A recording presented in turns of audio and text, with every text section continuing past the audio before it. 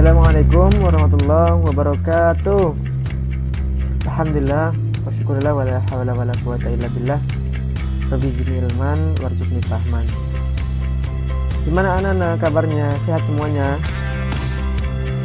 Alhamdulillah, mudah-mudahan kita semua selalu diberi kesehatan dan terus semangat belajar dan tetap semangat meskipun dalam keadaan pandemi saat ini. Hari ini kita akan membahas tentang materi kita di dasar sains grafis. Di bab pertama itu kita akan membahas tentang penempatan tata letak desain grafis. Baik, sebelumnya apakah kalian pernah mendengar kata desain grafis? Baik, mudah-mudahan kalian ketika perjalanan ke sekolah, perjalanan kemanapun kalian saat jalan-jalan, kalian menemukan hasil karya desain grafis. Misalnya poster, spanduk, kemudian baliho, billboard, dan masih banyak lagi contoh-contoh hasil karya desain grafis yang sudah banyak di jalan misalnya. Baik, sebelum kita membahas lebih lanjut desain grafis, maka kita harus mengenali dulu bab pertama, yaitu penempatan terletak desain grafis. Nah, kompetensi dasarnya kita yang pertama itu mendiskusikan unsur-unsur tata letak berupa garis, ilustrasi, tipografi, warna gelap terang, tekstur, dan ruang. Kemudian menempatkan unsur-unsur tata letak berupa garis, ilustrasi, tipografi, warna gelap terang, tekstur, dan ruang.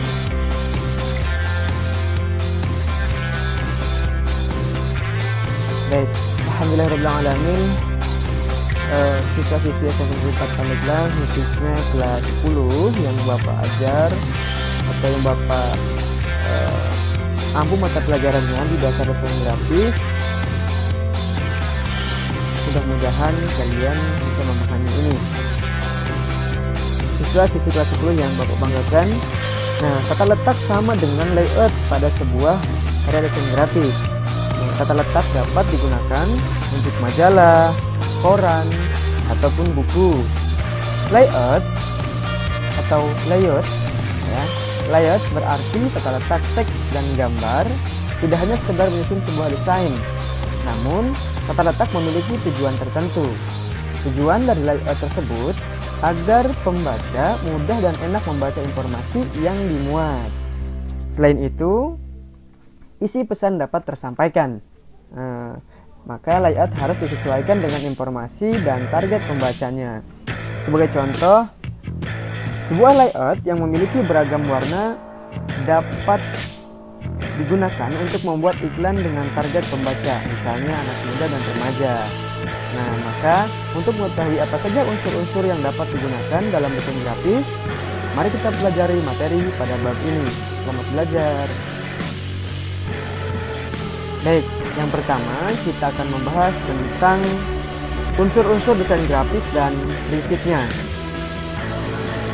Terdapat unsur-unsur yang harus dipahami oleh desainer grafis agar dapat menghasilkan komposisi desain yang estetik, harmonis, komunikatif, dan menyenangkan untuk dinikmati audiens atau khalayak ramai.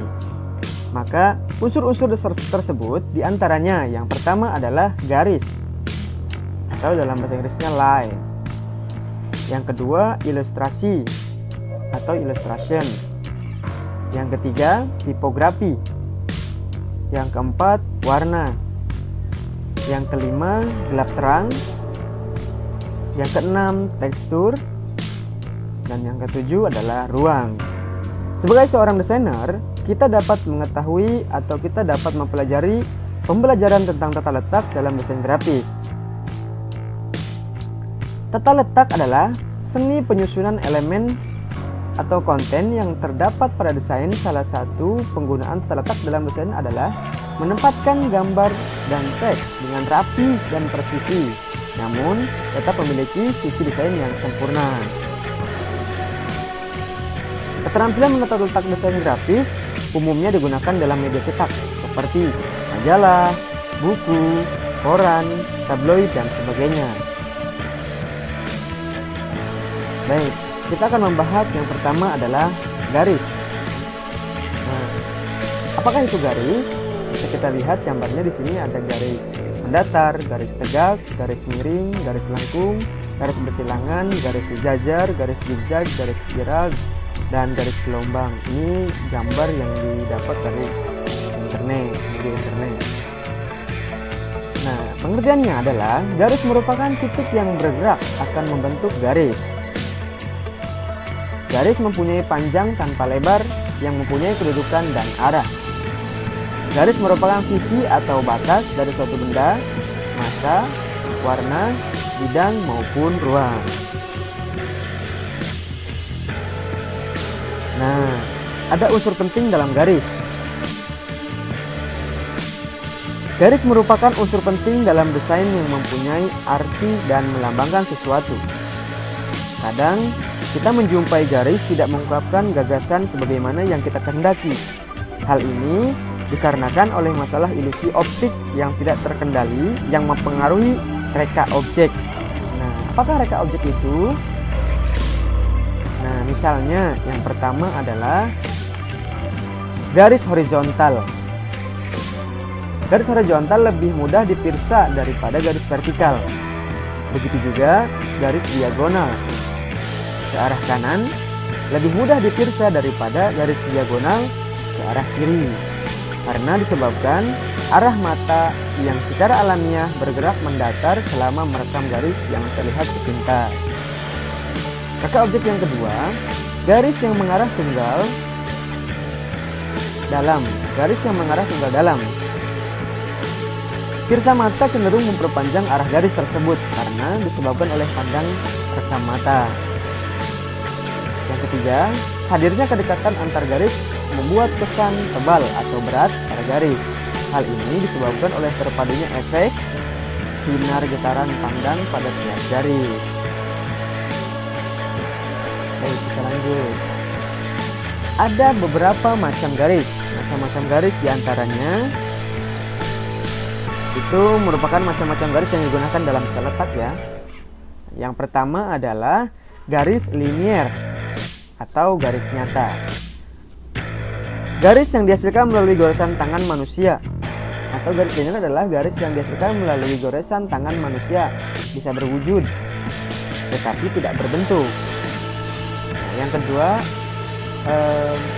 dalam garis linier ini ada beberapa macam. Yang pertama, garis geometrik, yaitu garis yang dibuat oleh goresan tangan manusia dengan menggunakan alat bantu seperti penggaris, jangka, atau sejenisnya yang menggambarkan sifat tepat, jelas, dan pasti.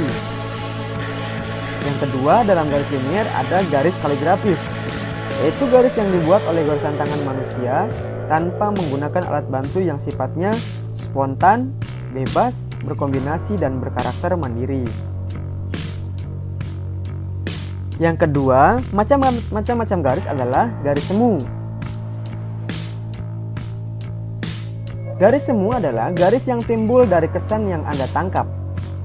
Garis yang secara nyata sebenarnya dilihat tidak ada, namun kehadirannya atau keadaannya dapat dirasakan dengan perasaan hati. Nah, di dalam garis semu dapat dibagi menjadi dua, garis struktural dan garis pengikat. Apakah garis struktural itu? Garis struktural yaitu kesan garis yang Anda tangkap dari batasan warna, bentuk, dengan ruang antara bidang dengan bidang lain atau pemisah antara warna. Nah, ini adalah salah satu contoh garis struktural. Tampilannya atau warna pada bidang yang seakan-akan ada garis yang kuning, biru, dan hijau. Dari ketiga warna ini, antara pemisahnya itu bisa dilihat seolah-olah ada garis.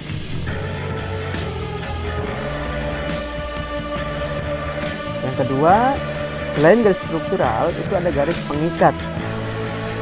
Apakah garis pengikat itu? Nah, garis pengikat adalah kesan garis yang ditangkap antara alur perpindahan suatu massa dari unsur lain. Garis ini dapat ditangkap melalui perasaan dalam hati yang terjadi adanya pengulangan atau pergerakan cepat suatu objek. Nah, tampilnya berbagai garis, misalnya garis vertikal, horizontal, diagonal, lengkung, zigzag, dan lain-lain yang kesemuanya membuahkan arti sesuai kejadian kehidupan yang ada. Nah, ini adalah sebagai contoh beberapa garis pada gerakan katak melompat.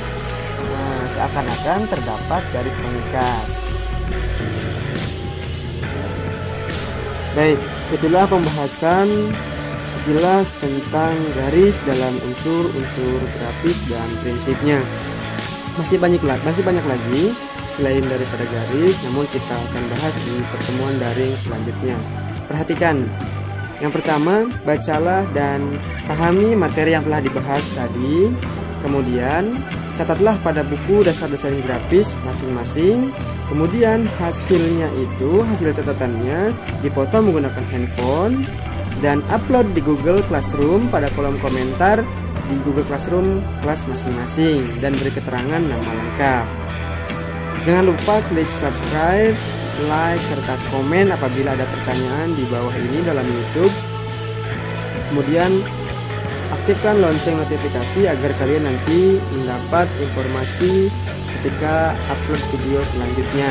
Absen harian berlaku bagi siswa-siswi kelas 10 yang mengikuti pembelajaran daring dalam mata pelajaran dasar desain grafis dengan mengupload hasil belajar di rumah di kolom komentar Google Classroom kelas masing-masing. Terima kasih. Assalamualaikum warahmatullahi wabarakatuh.